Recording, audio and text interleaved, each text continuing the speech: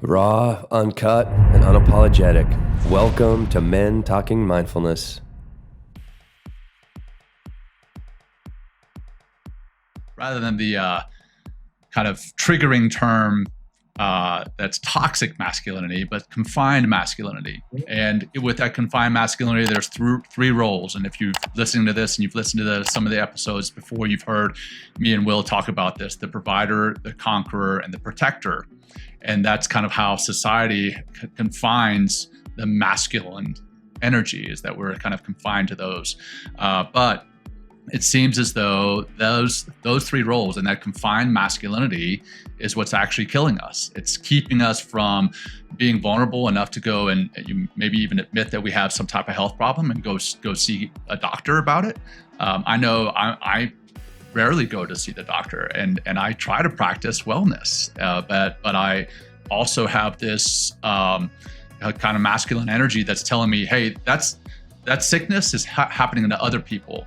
It's not happening to me. I'm perfectly healthy, but that's the lifestyle that I know you talk about in the book is one where we're less likely to actually go and seek medical attention for injuries or illness or sickness, but we're also more prone to take extreme risks. Riding a motorcycle, off a ramp or something crazy like that. We are our own worst enemies. And I forget what the term was that you mentioned in the book, but something to the effect traditional views of masculinity often conflict with health. Can you talk about that a little bit? Let me say a couple of things around that. I had a client, you'll appreciate this. He said that he went in, he was very health oriented. He was very proud of that.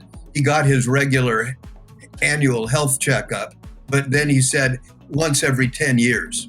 That was how he got his annual checkup.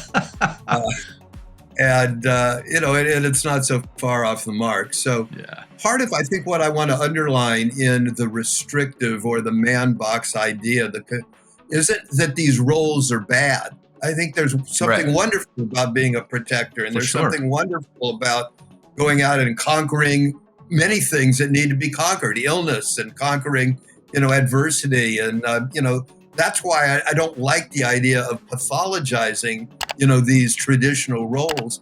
But what we want to say is that we want to expand what men can be and not restrict ourselves to those roles, or to have the necessity of the protector role, meaning that we do things that harm ourselves or harm others in the service of what we imagine is protection. So I think that's the direction that this movement is taking, and why I think that the way forward is to expand who we can be and to be able to encourage men.